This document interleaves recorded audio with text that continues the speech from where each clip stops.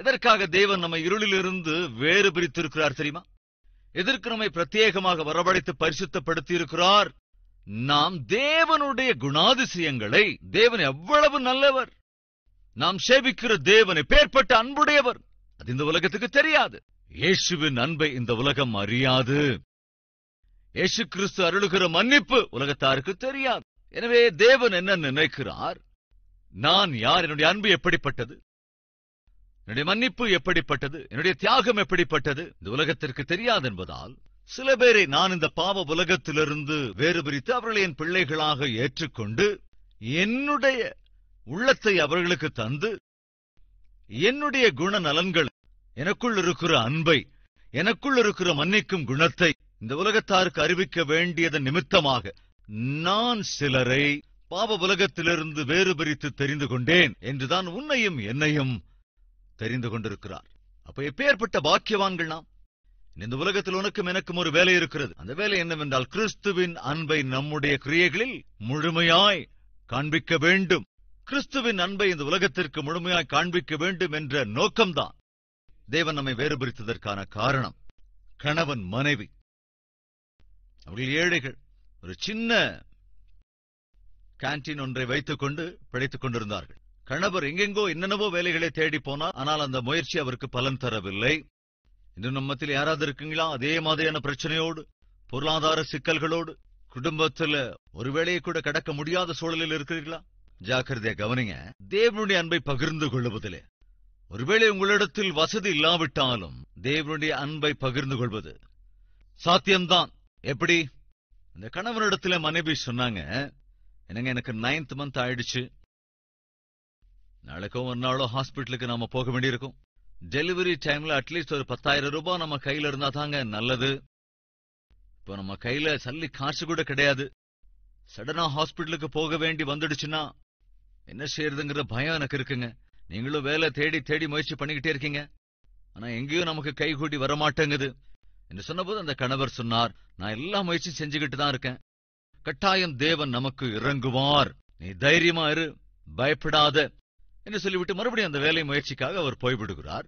போகிற போது, நீ மெதுவா போய் அந்த பக்கத்துல அந்த டீ கடை இருக்கு இல்லையா, அந்த கடையை திறந்து வை, யாராவது கஸ்டமர்ஸ் வருவாங்க, அதனால போய் கொஞ்சம் பொறுமையோட டீ கடையை திறந்து வை என்று அனுப்பிவிட்டார். தானோ வேலை தேடும் முயற்சியில போறாரு. 2-3 ஆபீஸ்க்கெல்லாம் போய் பார்த்தாரு, எங்கேயும் அவங்க வேலை கொடுக்கல. மத்தியானம் எதுவும் சாப்பிடல, டீ குடிக்க கூட பைசா இல்ல, ரொம்ப கழிச்சு போயிருந்தாரு. பஸ்ல போறதுக்கும் பைசா இல்ல. வீட்டுக்கு மெதுவா நடந்து வந்துகிட்டு இருந்தாரு. இது கடையில இந்த ரோட் சைட்ல ஒரு காஸ்ட்லியான கார் நின்னு போயிருந்தது. அந்த காஸ்ட்லியான கார் நின்னு இருக்கும்போது அதை பார்க்கும் போதே புரிஞ்சுக்கிட்டாரு ரொம்ப காஸ்ட்லியான கார்னு. அப்படியே பார்த்துட்டு அவர் நடந்து போய்கிட்டு இருக்கும்போது திடீர்னு பார்த்தா அந்த கார்ல ஒரு பணக்கார அம்மா, பெரியவங்க, வயசுல முதிர்ந்தவங்க, பயந்துகிட்டே அந்த காருக்குள்ள அப்படியே உட்கார்ந்து இருக்கிறாங்க. எதுக்காக இந்த அம்மா இப்படி உட்கார்ந்து இருக்காங்க அப்படின்னு ஜாக்கிரதையா கவனிச்சா கார் டயர் பஞ்சர் ஆகி இருந்தது. அந்த டயர் இப்ப எப்படி மாத்துறதுன்னு அந்த வயசான அம்மாவுக்கு எதுவும் புரியல. தன்னுடைய கார்ல விலையேற பெற்ற பொருட்கள் நிறைய இருக்கு. சோ அவங்களுடைய பயம் என்னன்னா, தன்னுடைய காரை விட்டு ஒருவேளை இறங்கி யாருகிட்டயாவது உதவி கேட்டு டயர் மாற்ற முயற்சி மேற்கொண்டா தன்னை யாராவது அடிச்சுட்டு எல்லாத்தையும் அபகரிச்சுட்டு போயிருவாங்களோன்னு பயம். பயந்துகிட்டு இருந்த அந்த அம்மாவை பார்த்து இவர் வெளியில இருந்தே சைகை காட்டினார். கார் கதவுல இருந்த அந்த கிளாஸ் கூட மேல ஏற்றப்பட்டு கதவெல்லாம் சாத்தி தான் அந்த அம்மா உட்கார்ந்து இருந்தாங்க. இவர் சைகை பண்ணி, அம்மா உங்க டயரை நான் மாத்தி கொடுக்கறேன் அப்படின்னு இவர் சொன்னப்போ, சைகை காட்டினப்போ அவங்க மெதுவா கதவை இறக்குனாங்க. அப்ப இவர் சொன்னாரு, நீங்க பயப்படுறீங்கன்னு நினைக்கிறேன், பயப்பட வேண்டிய அவசியம் இல்ல, நீங்க கொஞ்சம் பின்னால் இருக்கிற டிக்கிய திறந்தீங்கன்னா ஸ்டெப்னி டயர் எடுத்து நான் மாத்திக்குவேன், சோ அன்லாக் பண்ணுங்கன்னு கேட்டுக்கிட்டப்போ இவரை நம்பி அந்த அம்மா அந்த டயரை மாத்துறதுக்கு பெர்மிஷனும் கொடுத்தாங்க. ஒரு 1/4 மணி நேரம் 20 நிமிஷத்துக்குள்ள டயரை இவர் மாத்தி கொடுத்துட்டாரு. இப்போ அவங்க வண்டியை ஸ்டார்ட் பண்ண வேண்டியதான். சோ உடனே அவங்க தம் பர்ஸ்ல இருந்து கொஞ்சம் பணத்தை எடுத்தாங்க. அவருக்கு ஆக்சுவலா அந்த பணம் ரொம்ப ரொம்ப அவசியம். ஆனா கொஞ்சம் பணத்தை அந்த அம்மா இவருக்கு கொடுக்க முயற்சி பண்ணும்போதம்மா, என்ன மன்னிச்சிருங்கம்மா, நீங்க ஒரு இக்கட்டுக்குள்ள சிக்கல்ல இருந்தீங்க, என்னால செய்ய முடிஞ்ச உதவியத்தான் நான் செஞ்சிருக்கேன். நான் செஞ்ச உதவியை மாத்திரம் விலை பேசுகிற நபர் அல்லவே அல்ல, உங்க பணத்தை நீங்களே பத்திரமா வச்சுக்கோங்க அப்படின்னு சொல்லிட்டு கிளம்பி போயிட்டான். வீட்டுக்கு போனதுக்கு அப்புறம் அவருடைய மனைவி ஏதோ கொஞ்சம் சமைச்சு கொடுத்தாங்க. அவங்க 2 பேரும் தூங்க போகும்போது, என்னங்க இன்னைக்கு வேலை தேடி வெளியே போயிருந்தீங்களே, எங்கேயாவது கிடைச்சுதாங்க? கிடைக்கலம்மா. நீயும் சொன்னது உண்மைதான். நாளைக்கோ நாளனுக்கு ஹாஸ்பிட்டல் போக வேண்டியிருந்தா கட்டாயம் நம்ம கைகள் ஒரு 5 10 இருக்கணும். அதுதான் நமக்கு நல்லது. ஆனா அந்த 10,000 கொடுக்கறதுக்கு கூட இன்னைக்கு நமக்கு யாரும் இல்லையாமா. எனக்கு நம்பிக்கை இருக்கு. நாம் சேவிக்கிற தேவன் கட்டாயமா நமக்கு துணை நிற்பார் அப்படின்னு நான் நம்புறேன்னு சொன்னாரு. உடனே அவங்க மனைவி என்ன சொன்னாங்கன்னா, என்னங்க உங்க விசுவாசம் உண்மையிலேயே பெரிய விசுவாசங்க. நாம் நம்புகிற தேவன் கட்டாயம் உதவி செய்வார்னு நீங்க நம்புறேன்னு சொன்னீங்கல்ல, அவர் உதவி செஞ்சாருங்க. உதவி செஞ்சாரா? என்ன சொல்ற? இன்னைக்கு நம்ம டீ கடைய போய் திறந்து வைன்னு சொன்னீங்கல்ல, சரின்னு நான் போய் திறந்து வச்சிருந்தேன். அப்படி கடைய திறந்து வச்சு நான் சாயங்காலம் வரைக்கும் அங்க உட்கார்ந்துகிட்டு தான் இருந்தேன். சரி கடைய மூடிட்டு போலான்னு நினைக்கும் போது ஒரு பெரிய கார் வந்து நம்ம டீ கடைக்கு முன்னால நின்னுச்சுங்க. அந்த கார்ல இருந்து ஒரு அம்மா இறங்கி வந்தாங்க. டீ வேணும்னு கேட்டாங்க. பிரெட் இருந்தது, பிரெட் ஜாமும் கொடுங்கன்னு கேட்டாங்க. அதையும் கொடுத்தேன். நல்ல பசியோட வந்திருப்பாங்க போல. வேக வேகமா அந்த பண்ணெல்லாம் சாப்பிட்டு டீயும் குடிச்சாங்க. 2000 ரூபாய் நோட்டை கொடுத்தாங்க. அம்மா இதுக்கு என்கிட்ட சில்லறை இல்லைங்க அப்படின்னு நான் சொன்னேன். ஐயோ என்கிட்டயும் சேஞ்ச் இல்லையே நாங்க. அப்ப உடனே நான் என்ன பண்ணேன், நீங்க உட்கார்ந்துருங்க, பக்கத்துல யார்கிட்டயாவது போய் நான் சேஞ்ச் வாங்கிட்டு வந்துடுறேன்னு அப்படின்னு சொல்லிட்டு அந்த பக்கத்து கடைக்கு போயிருந்தேங்க. வர்றதுக்குள்ள அந்த அம்மாவை காணோம். சேஞ்சு கூட வாங்காமலேயே போயிட்டாங்க. அது மாத்திரம் இல்லைங்க, அவங்க என்னுடைய அந்த நிலைமைய பார்த்துட்டு டேபிள் மேல 8000 ரூபாயும் வச்சுட்டு அவங்க போயிட்டாங்க. மொத்தமா எவ்வளவு தேவை இருந்தது? 10,000 ரூபாய். அந்த அம்மா மொத்தமா எவ்வளவு கொடுத்தாங்க? 10,000 ரூபாய் தான். சோ என்ன நடந்திருக்கு சொல்லுங்க? அங்கே காண்பித்த கிறிஸ்துவின் அன்பு இங்கே பலனை கொடுத்திருந்தது. அங்கே கணவன் ஏழ்மை நிலையில, இங்கே மனைவி ஒரு கஷ்டமான சூழ்நிலையில, ஏழ்மையான நிலைமையையும் கஷ்டமான சூழ்நிலைகளையும் கவனிக்கிற தேவன் இருக்கின்றார். அவரே ஆண்டவராகிய இயேசு கிறிஸ்து. சபையே, நீ ஏழ்மை நிலையிலே ஒரு கஷ்டமான சூழ்நிலையில இருக்கிற போதும் கூட உன்னால் கிறிஸ்துவின் அன்பை காண்பிக்க முடியும். அப்போ அந்த கணவனுக்கு புரிந்து விட்டது, அங்கே நான் காண்பித்த கிறிஸ்துவின் அன்பு இங்கே பலன் கொடுத்திருக்கிறது. எஸ், தேவனுடைய பிள்ளைகளாகிய நாம் அவருடைய அன்பை உத்தியோகம் செய்கிற இடத்துல, வியாபாரம் செய்கிற இடத்துல, நாம் படிக்கின்ற இடங்களில, ஊழியத்தில் பங்கெடுக்கிற இடங்களில, ஹாஸ்பிட்டல்ஸ்ல, ஸ்கூல்ஸ் அண்ட் காலேஜஸ்ல நீ எங்க இருக்கிறாயோ அங்க தேவனை பேர்பட்ட அன்புடையவர், அவர் எவ்வளவு நல்லவர் என்பதன் மூலமாக உலகத்திற்கு காண்பிக்க வேண்டும் என்ற நோக்கத்தோடுதான் தம்முடைய மேலான இரத்தத்தால் வாங்கிக் கொண்டார் என்ற உண்மையை மறந்துவிடக்கூடாது. ஆதி திருச்சபை அனுதினமும் தேவனுடைய சந்நிதியில் காணப்பட்டார்கள். அனுதினமும் வேத வார்த்தைகளை தியானித்தார்கள். அனுதினமும் தேவ அன்பை பகிர்ந்தளித்தார்கள். அனுதினமும். நல்ல கவனிங்க, அப்போஸ்தலர் 2ஆம் அதிகாரம் 46வது வசனம். மகிழ்ச்சியோடும் கபடமில்லாத இருதயத்தோடும் போஜனம் பண்ணி தேவனை துதித்து, கடைசி வாக்கியம், ரட்சிக்கப்படுகிறவர்களை கர்த்தர் அனுதினமும் தினந்தோறும் சபையிலே சேர்த்து கொண்டு வந்தார். தினந்தோறும் புதிய புதிய ஆத்துமாக்களை தேவனுடைய சன்னதிக்கு வழிநடத்தினார்கள். கவனிக்கிறீங்களா சகோதர சகோதரிகளே? அனுதினமும் யாராவது ஒருத்தர் தேவனுடைய சன்னதிக்கு வழி நடத்தியது ஆதி திருச்சபை. எத்தனை காலமாச்சு? உன்னோடே கூட உன் குடும்ப உறுப்பினரை ஆலயத்திற்கு அழைத்து வந்து எத்தனை காலமாச்சு? உன்னோடு கூட ஒரு ரிலேஷனை தேவனுடைய சந்நிதிக்கு அழைத்துக் கொண்டு வந்து எத்தனை காலமாச்சு? பாவ பழக்க வழக்கங்களினாலே, கெட்ட பழக்க வழக்கங்களினாலே பாழாய்ப்போய்க் கொண்டிருக்கிற தாய் தகப்பனுக்கே நரகவேதனை உண்டாக்குகிற உன்னுடைய தோழனை அல்லது தோழியை தேவ சந்நிதிக்கு அழைத்து வந்து, கவனிங்க, ஒரு சின்ன பையன் பயங்கரமான தூங்குமூஞ்சி சண்டே ஸ்கூல்ல வந்து உட்கார்ந்தான்னா தூங்கி தூங்கி தூங்கி தூங்கி விழுந்துகிட்டு இருக்கும்போது மற்ற சண்டே ஸ்கூல் ஸ்டூடெண்ட்ஸ் எல்லாம் அவனை பார்த்து சிரிக்கிறதுனால அதை கவனிச்ச சண்டே ஸ்கூல் டீச்சர் இந்த பையனோட அம்மாவை வரவழைச்சாரு. அம்மா, உங்க பையனை நீ சண்டே ஸ்கூலுக்கு நீங்க அனுப்பாதீங்கம்மா. என்ன தம்பி திடீர்னு அவ்வளவு பெரிய வார்த்தை சொல்லிட்டு என்ன விஷயம்?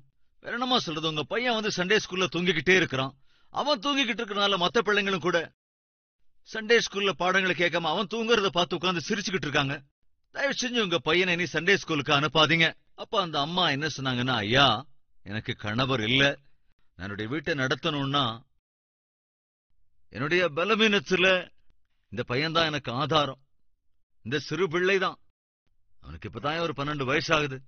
அவன் தான் கஷ்டப்பட்டு ராப்பகலா கஷ்டப்பட்டு உழைச்சு என்னையும் என் வீட்டையும் இன்னைக்கு பாத்துக்கிட்டு இருக்கான். அப்படியெல்லாம் வேலை செய்யறதாலதான் அவன் சண்டே ஸ்கூலுக்கு வந்து இப்படி தூங்குறான்னு நினைக்கிறேன். தயவு செஞ்சு தப்பா நினைச்சுக்காதீங்க. ஐயா, தயவு செஞ்சு அவனை சண்டே ஸ்கூலுக்கு வர வேண்டாம்னு சொல்லிடாதீங்க. கட்டாயமா என் பிள்ளை ரட்சிக்கப்பட்டுருவான் ஐயா. அதனால தயவு செஞ்சு அவனுக்கு இரக்கம் காட்டுங்க. தந்தை இல்லாத பிள்ளை அப்படின்னு அந்த அம்மா மன்றாடி கேட்டுக்கிட்டாங்க. பாவம், அந்த பையனை குறிச்சு முழுமையா தெரியாம கட்டாயம் அந்த டீச்சர் கொஞ்சம் அவசரப்பட்டுட்டு, சரிம்மா, உங்க பையன் எங்க வேலை பாக்குறான்?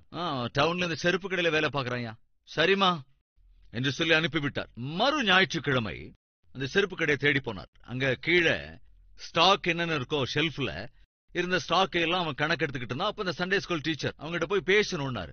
ஓ, சண்டே ஸ்கூல் சார், நீங்க என்ன சார் இங்க வந்திருக்கீங்க? உங்ககிட்ட தாண்டா பேசணும்னு வந்திருக்கேன். ஏன் கூட என்ன பேச போறீங்க? நீ இயேசு கிறிஸ்துவை உன் சொந்த ரட்சகரா நீ ஏற்றுக்கொள்ளணும். அப்படின்னா நான் என்ன சார் செய்யணும்? எதுக்காக நான் அவரை ஏத்துக்கணும்? எதுக்காக நான் அவர் உன்னை உயிருக்குயிரா நேசித்ததுனால, அவர் உன்னை மன்னிப்பதோடு மட்டுமல்ல உனக்காக தம் ஜீவனையை கொடுத்ததுனால என்று சுவிசேஷத்தை அறிவித்தார். நீ ரட்சிக்கப்பட வேண்டும்.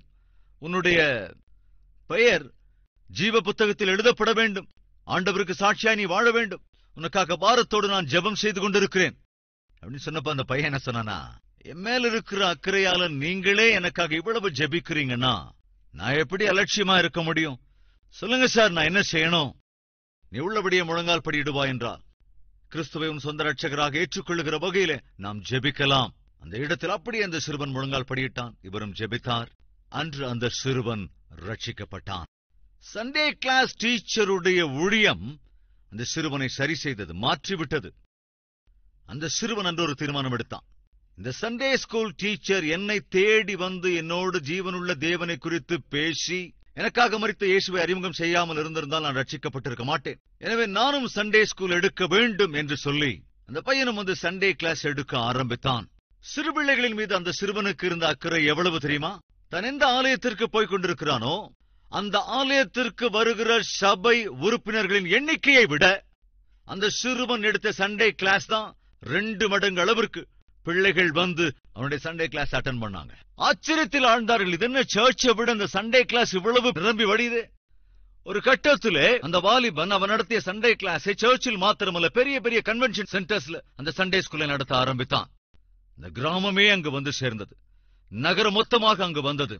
அந்த சிட்டியே அங்கு வந்து கூடியது. பின்னாட்களில் சண்டே கிளாஸில் ரட்சிக்கப்பட்டவர்களை கொண்டே ஒரு பெரிய சபையை அவர் ஸ்தாபித்தார். அந்த பட்டணத்திலேயே பெரிய சபையாக அந்த சபை வளர்ந்தது. அந்த சபையின் மேய்ப்பனாக அவர் அற்புதமாய் ஊழியம் செய்தார். அதைத் தொடர்ந்து தேசத்தின் மூலை முடுக்கெல்லாம் சென்று சுவிசேஷத்தை அறிவித்தார். அமெரிக்க தேசம் முழுவதையுமே அசைத்து விட்டார். இங்கிலாந்து தேசத்திற்கு சென்று சுவிசேஷத்தை அறிவித்தார். அவருடைய பெயர் என்ன தெரியுமாங்க? D.L. மூடி. அற்புதமான தேவ மனிதர். ஒரு சண்டே கிளாஸ் டீச்சர் கொஞ்ச நேரத்தை செலவழித்து சிறு பிள்ளையாய் சிறுவனாக இருந்த அந்த D.L. மூடிக்கு சுவிசேஷத்தை அறிவித்ததால் தான் அவர் ரட்சிக்கப்பட்டார். பின்னாட்களில் லட்சக்கணக்கானோர் ரட்சிப்புக்குள் வழி நடத்தினார். அம்மா, ஐயா, யாருக்கு தெரியும்? நீ போய் பேசுகிற உன்னுடைய உறவுக்காரர் வரும் நாட்களில் D.L. மூடி போல் ஆவாரோ என்னவோ. நீ போய் சுவிசேஷத்தை அறிவிக்கிற ஒரு சகோதரி வரும் நாட்களில் ஒரு ஜான் வெஸ்லியை போல அற்புதமான ஊழியக்காரரை உலகுக்கு கொடுக்கிற சூசனா வெஸ்லியை போல ஆவார்களோ என்னவோ. யாருக்கு தெரியும்? ஆதி திருச்சபை அனுதினமும் ரட்சிக்கப்படுகிறவர்களை சபையில் சேர்த்துக் கொண்டது. இந்த பொறுப்பு நமக்கும் இருக்கா இல்லையாங்க? ஒரு மாமரம் அது கனி உருவாகிற போது அது என்ன செய்யும் என்றால் தன்னுடைய கனியை தானே சாப்பிட்டு விடாது. அவைகள் எல்லோருக்கும் பகிர்ந்து கொடுக்கிறது.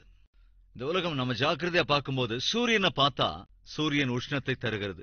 சந்திரனை பார்க்கும்போது சந்திரன் குளிர்ச்சியை தருகிறது. மேகங்களை பார்க்கலாம், அது மழையை தருகிறது. பூமியை பார்க்கும்போது பயிர்களை தருகிறது. மரங்களை பார்த்தால் கனிகளை தருகிறது. செடிகளை பார்த்தால் மலர்களை தருகிறது. பிரபஞ்சத்தில் எங்கு எதை பார்த்தாலும் எல்லாம் எதையாவது கொடுக்கிறது. ஆனால் நீ கனி கொடுக்கும் போது தேவனுக்கு பிரதிபலனாய் ஆத்துமாக்களை தருவாய், ஆத்துமாக்களை கொடுப்பாய். யோசிச்சு பாருங்க, நம்மத்தில் யாராவது இருக்கீங்களா ஆத்துமாக்களை தேவனுக்கு வெகுமதியாய் கொடுக்கிறவர்கள்? என்ற ஒரு தீர்மானம் எடுத்துக் கொள்ளலாம். ஆண்டவரே, ஆவிக்குரியபடி நான் கனி கொடுத்தால் ஆத்துமாக்களையும் சந்நிதிக்கு வழிநடத்துவேன். அப்படி வழிநடத்துகிற கிருபை எனக்கு அருளுங்கப்பா என்று ஜெபிக்கலாமா? எல்லோரும் ஒருமனப்பட்டு தேவனை நோக்கி பார்க்கலாம்.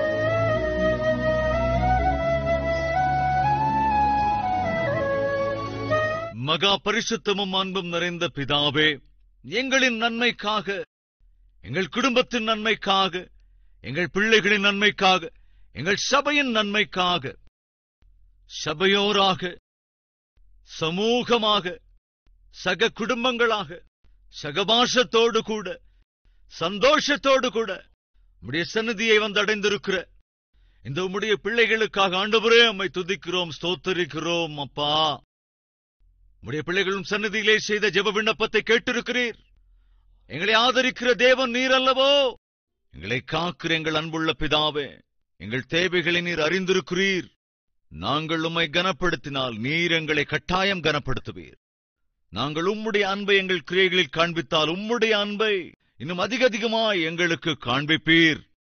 அனுதினமும் உம்முடைய சந்நிதியில் முழங்கால் படியிட்டு, ஒவ்வொரு வாரமும் உம்முடைய சந்நிதியில் காணப்பட்டு, ஒவ்வொரு வாரமும் உம்முடைய வார்த்தைகளை அக்கறையோடு வாசித்து தியானிக்கிற, அனுதினமும் உம்முடைய அன்பை உலகத்துக்கு பகிர்ந்து கொடுக்கிற, அனுதினமும் யாரோ ஒருவரிடமாவது உம்மை குறித்த சத்தியத்தை ஆண்டவரே சொல்லிக் கொடுத்து உம்முடைய ராஜ்யத்திற்குள் வழி நடத்துகிற அற்புதமான ஆவிக்குரிய நடத்தை எங்கள் ஒவ்வொருவருக்கும் அருளிச் செய்யுங்க ராஜா. கிருபையாய் இறங்குங்கப்பா. இப்பொழுது உம்முடைய சந்நிதியிலே உம்முடைய பிள்ளைகள் செய்கிற ஜெப விண்ணப்பத்துக்கு செவிசாய்த்து ஆண்டவரே உம்முடைய பதிலை அருளிச் செய்யுங்க. பிள்ளைகளுக்கு தேவையான ரட்சிப்பை அருளிச் செய்யுங்க ராஜா. எங்கள் குடும்பத்துக்கு தேவையாயிருக்கிற பாதுகாப்பு அருளிச் செய்யுங்க ஆண்டவரே. யாரெல்லாம் இந்த சமயத்திலே சுகவீனத்தோடு இருக்கிறார்களோ அவர்களை கர்த்தாவே உம்முடைய கரத்தினாலே தொட்டு சுகத்தை அருளிச் செய்யும்படி ஜெபிக்கிறேன் ஆண்டவரே. உமக்கே எல்லா துதியையும் கனத்தையும் மகிமையையும் ஏறெடுத்து இயேசு கிறிஸ்துவின் நாமத்தில் வேண்டிக் கொள்கிறோம் பிதாவே. ஆமென்.